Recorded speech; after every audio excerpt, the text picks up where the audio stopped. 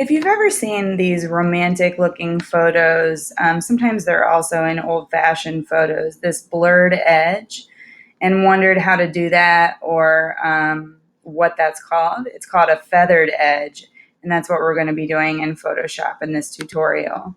So go ahead and open up PSB 5, which should be in Schoology as well. We're going to click the default foreground and background colors. So we hit D on our keyboard, and notice that that changes these swatches to black and white, black being in the foreground and white being in the background. You can also click this button here, and then to switch them, you can always click this button, or as you know, we've been using X on the keyboard. So go ahead and click the elliptical marquee that you've used. You remember that it might show the rectangle, so you just hold this button down and choose the elliptical, just like I'm doing now. All right, but we want the elliptical. Usually feathered edges are in circles. Ignore my dog right now.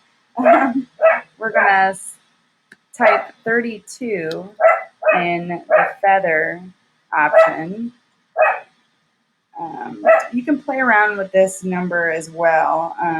It's the extent to which it will feather. So take the elliptical and verify that anti-alias is checked.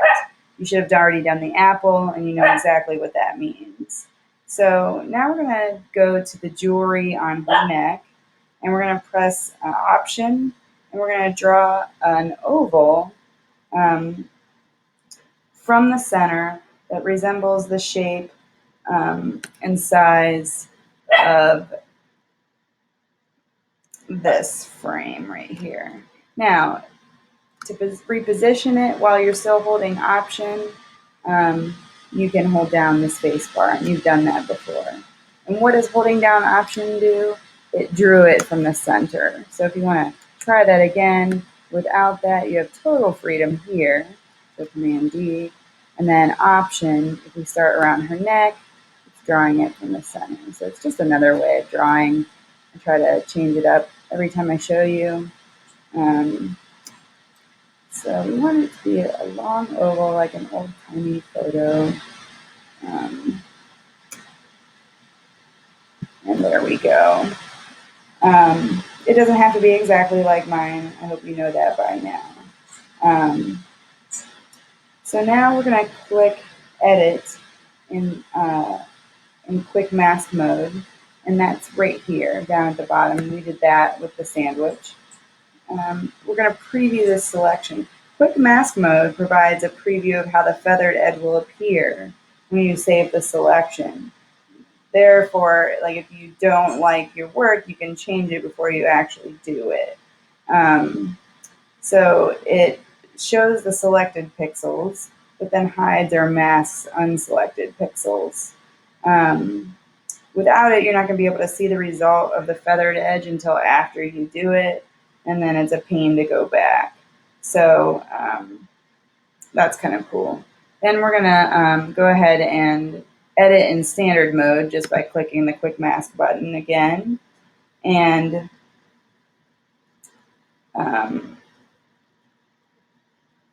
we're going to save this as, save our selection. So remember, we went up here and we saved selection as vignette.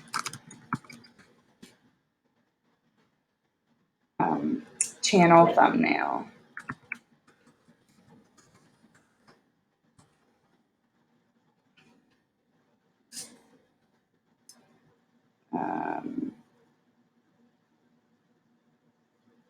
We're going to save it as vignette.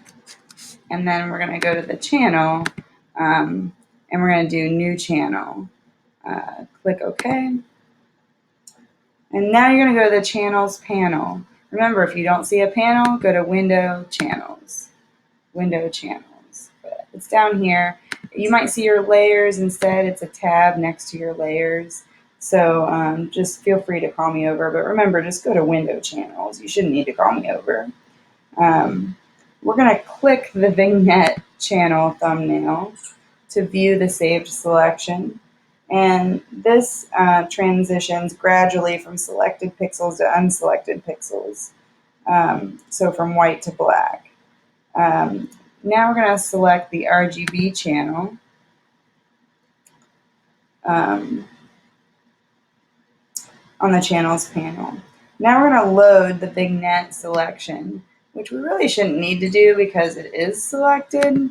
But if for some reason you messed that up, you can go to load selection and vignette and click OK. And it'll select exactly the shape that you selected before. If you don't believe me, just hit Command D, deselect, go to select load selection, channel vignette, and click OK. And it's the same shape in the same exact spot.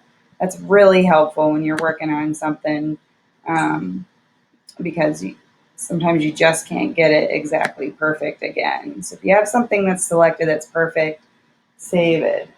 So take the Move tool and drag the selected pixels into the green area on the right. This is like the little staging area setup. And then deselect. If you like your image, you can save it, or you can go back and draw a different shape, play around with this some more. Why is this flat up here? Well, you'll see that when I did the selection, my selection went up into that gray, which made the edge create this flat line, which I'm actually really glad that that happened. I wish I could say I did it on purpose, but I didn't.